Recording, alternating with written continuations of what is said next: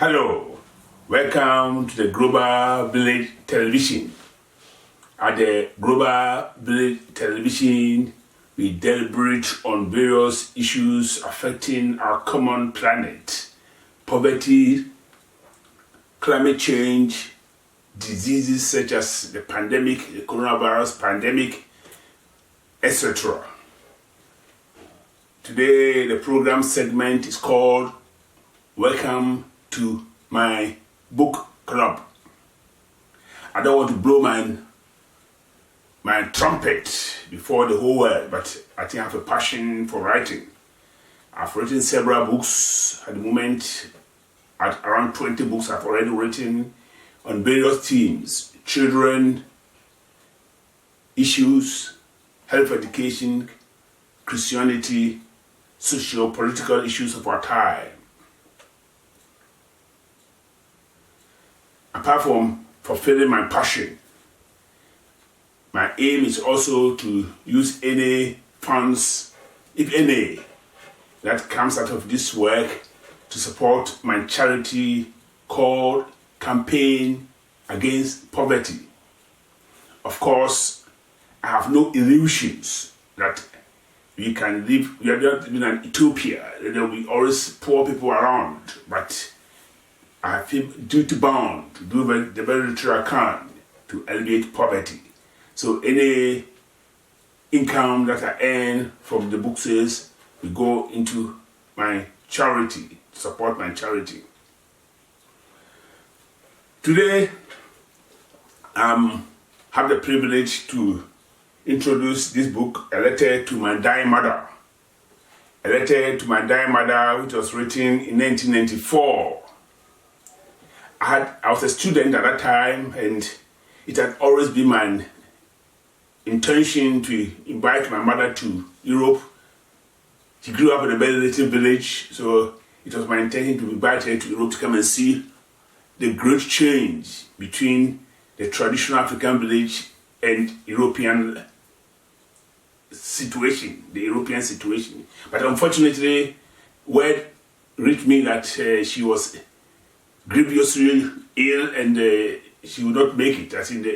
So I decided, in my own way of dealing with the situation, to write a fictitious letter. So describing all that she would have seen in case she managed to make it to my resident. At that time I was resident in Hanover, the northern German city of Hanover. So I talked in the book about various issues that over the next few programs I will just highlight about the change, the different temperatures, the cold winter, and how she would have struggled to cope in winter. And today I'm going to touch on a very one of the issues that I raised in the book. How do I describe it? It was a bizarre meeting on the street of Hanover. One day I was in haste. I was rushing to an appointment, and I was walking in the central area of the city when I saw two young men approaching me from the opposite direction. Each one of them was holding a can of beer. In German they call them Kollege. In English they were junkies. So they approached me, and they came to me I thought maybe they wanted to ask the time or something. But the question, they asked it in German. Hello, friend of Africa. Woher haben Sie, oder wohin haben Sie die Elefanten gelassen? I want to explain it in English. He said, good friend from Africa. Where did you leave the elephants? I said, wie bitte? Or in English, excuse me? But no, they were making fun, so they just ran away, laughing hilariously as they went. But I just pondered over the meeting. Where did you leave the elephants? The fact that I was a person of African descent led these people to associate me with elephants. I didn't have the time to engage them in conversation, but because, as I said, they ran away. But I would have told them that up to the time I came to Germany or Europe, I had never seen an elephant in my life. I grew up in a place in Ghana where there were no elephants. Of course, we had heard stories about elephants in the northern part of the country.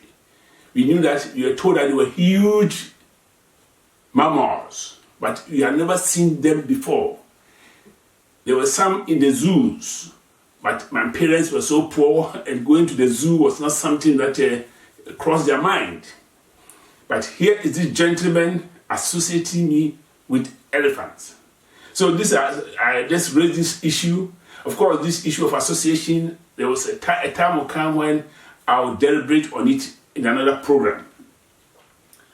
So I hope you enjoyed this story. So if you want further fascinating stories that I mentioned to my mother in this book, then I encourage you to grab a copy. It's available on my website. You'll find the address on the screen. Apart from my website, you can also purchase it in any of the leading bookshops, including Amazon. As I said, the proceeds from the sale will go to support my charity. Thank you very much for your time.